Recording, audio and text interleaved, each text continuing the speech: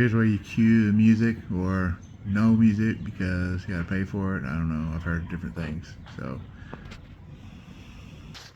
hey, it's me, 4-Speed Kid.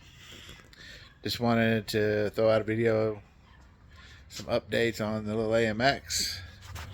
Been piddling with it a little bit, doing some tire fitment,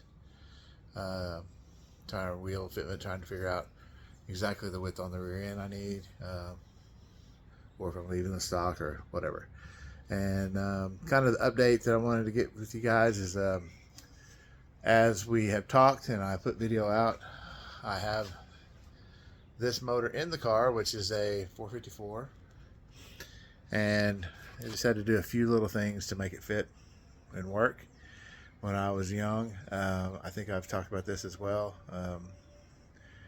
that I had a small block Chevy in an AMX, and then now that's why I'm getting this AMX, or got this AMX, just kind of redo the childhood one. But anyway, I have the stock 390 that came in the car. It's just missing some parts, and so what I wanted to do was gather up the parts, but in the meantime be able to drive it. So that's why I was going with the big block. But I just recently acquired, making this video, this little car, this little guy. So found this 401, and so it's a basket case. Somebody had it in the car, been sitting a long time, tore it down to do a rebuild on it. Block looks clean, bores are nice, doesn't really have much of a ridge. Of course, once I take it to the machine shop and they do their trick, which is going to be go ahead and let them clean up the cylinders, check them out, hopefully not have to bore, new cam bearings, vat, freeze plugs, all the cool stuff that they do, and hopefully it all dials in quickly and nicely. So it was a basket case. There's the 390, but there's the 401 parts. It had an intake, pan, pistons, rods, crank, transmission, actually even had the heads and some headers.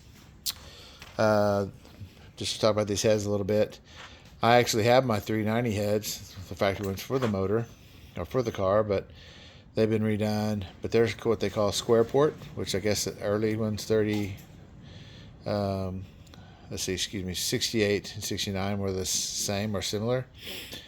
And I'm not the one to quote all the numbers, but basically the early cars had square port. These are called dog leg. Supposedly these are better, breathe better. So I'm going to probably build this 401 complete with the dog leg heads and this bigger cam, clean it all up, go ahead and run headers, and then I'll pair it up with the 4-speed that came with the car. That's the plans at this moment. Again, things change and whatever, but also just so you can look real quick in comparison, the 390 heads, and they're already freshly redone and everything. They're square port, big block springs, supposedly bigger valves, all that kind of good stuff. There's the crank. So when I got that motor with the car, it's all the numbers matching stuff, but it didn't have rods, and a lot of some of the accessory stuff and whatever. And so I've chased some of that stuff down, but then in the meantime, I found the 401. So that's kind of the direction I'm going to go now. The 401, just because everybody that I've talked to said that's what direction I should go in, just because of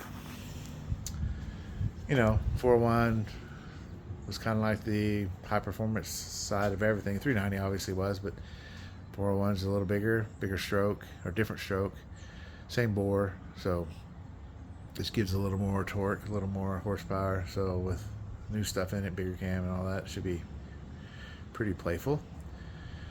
So that's kind of the plan right now, is just get that stuff in the machine shop, see what they say.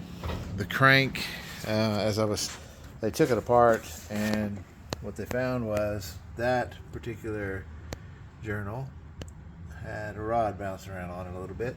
It doesn't look too bad, but obviously I have to tell the tale, not me. So that's kind of the next steps. Get it to the machine shop, go ahead and just take the crank and probably the block and make sure that the two of them can make a motor in the first place. And then I'll go from there as far as what to do with use factory rods, use the factory pistons, just to update all the rings and, you know, bearings and stuff. Or if I have to have it bored, then obviously I got to get different pistons and all those things. So didn't want to go down a long road of rebuilding and spending tons of money, but I think that I got it for a good enough price that I should be able to get it built and still be in the ballpark of where I would have been, you know, fitting the big block in it and getting everything dialed in there. And then that leaves me the big block to use on future projects. So again, I will most likely pull this motor out now, and then next steps would be clean up the compartment, motor compartment, which would be over there. The battery obviously exploded at some time in its life, but everywhere else is pretty clean. But probably just clean it all up really good, detail it, paint it, just so it'll be nice and crisp once I get a fresh built 401 in there. Take all the wiring, tape it up, clean it up, sanitize it, replace it, whatever needs to be done. Brake lines, fuel lines, you know, those kind of things. Just clean everything up in here so that when I put a nice, bright, clean turquoise, maybe, is that the, I don't know what the official name for that color is, but a nice, fresh, bright turquoise 401 in here with a 4-speed, she'll be ready to play. The body, I'm still just gonna probably leave it somewhat patina for now. I sanded off some of the primer. It had it on every edge, all the way around the car.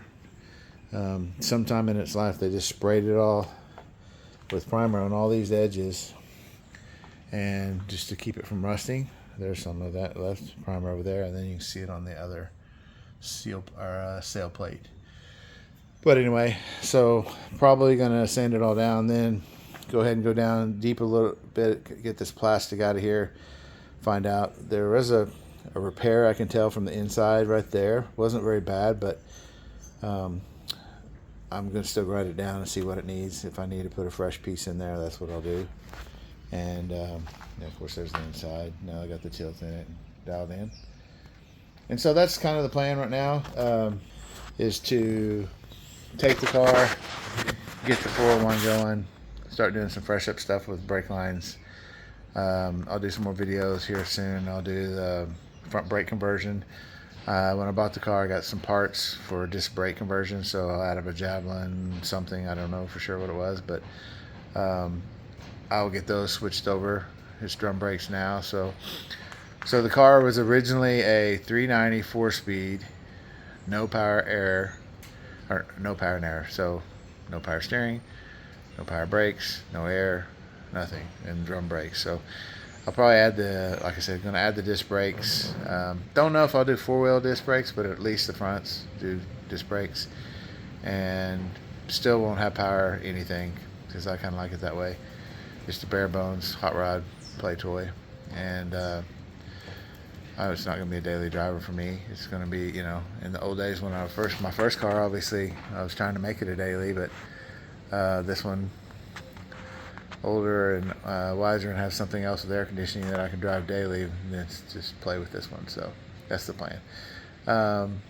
So yeah, so that's what I wanted to give you guys an update on, 401, and kind of the plan for that, and start making some more videos. I've got a grandson that said that he'd actually help me with some of the actual videoing. So what that will help me do is, first of all, it'll be better. And then second of all, it'll be one of those deals where I can focus on doing. And so like on the brakes, I can do the brakes while he videos me, and then that way I can teach, educate, show people. Because what I've learned over the years, well, like the video I made about the steering column, putting it in, I didn't show me putting it in. I just talked about it and showed pictures of it, video of it. And my granddaughter actually called me and said that she learned more about steering columns because of that, because, you know, she didn't realize what it did when you turned it, what it was turning, you know, gearbox in the front end and stuff like that. So I'll just try to make them a little more educational, because that's how I've learned over the years, is doing and being around it. So people always ask me, how do you know how to do it? And I say, well, I really don't, but I apply what I do know to the new things. So I'll be excited to be that guy for a couple of things, so show people some stuff, and then that way they can be educated and enjoy, and then they can apply it to their toys. Just like all the hot rod guys are making the videos, that's why they're doing it. Just get people more interested in the hot rods, get them to play around with them, get them to do their thing. So hopefully I can do some of that and kind of help that process.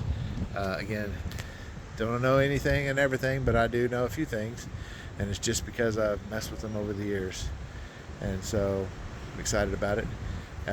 Next, kind of the other toy that I'll be playing with is this here. This is a 72 GMC. So I have some videos made out of it, but I haven't posted anything. But it's kind of a cool truck. There's a quick walk around of it. It is 72 GMC, factory 402, power, air, brakes, toolbox, houndstooth interior, tilt, factory tack. I don't know if you can see it there. Yep, factory tack. Really neat. Very complete.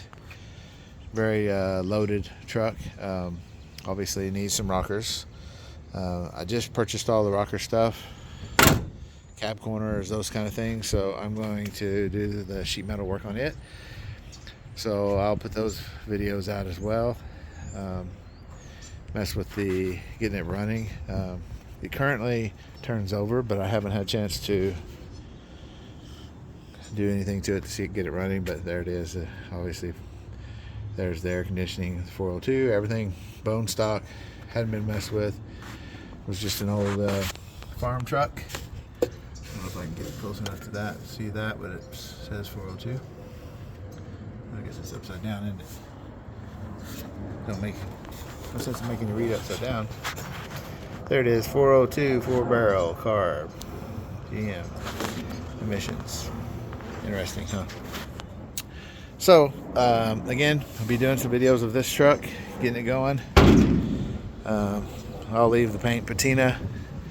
All the lower sections that I have to replace the paint on, I will obviously do touch up there, but it's below that belt line and that molding, so be able to paint down there, but not mess with the original patina. So again, be out there, next projects, so to speak, get it going. Show some people some videos about that, just so that again, maybe a little bit educational. I learn every time I work on them and mess with them, so I don't expect anybody else to be any different. You're going to learn something new just by watching somebody do something, and it's always interesting and fun. So again, that's kind of it. Just wanted to, like I said, do a little bit of update on the AMX, get everybody fired up about it, or keep everybody fired up about it, and give you something to watch. I will continue to try to do better on posting more videos more often. Just not good at it yet, or in the habit of it, should I say. Still doing just normal work stuff, but I get out here and mess with these toys, and maybe I'll clean up some of this mess too. I got so much junk now. It's one of those things where I like them and mess with them and have collected them over time, but haven't done a good job of keeping everything kind of neat. But there you go. Again, at 4Speed Kid. What do you call it? Everybody always says subscribe, like, follow, whatever. Make sure that you tell people about it, put it out there, and more and more likes I get, then maybe the more and more I get to do. And all right, guys, appreciate you. Talk to you later. Bye.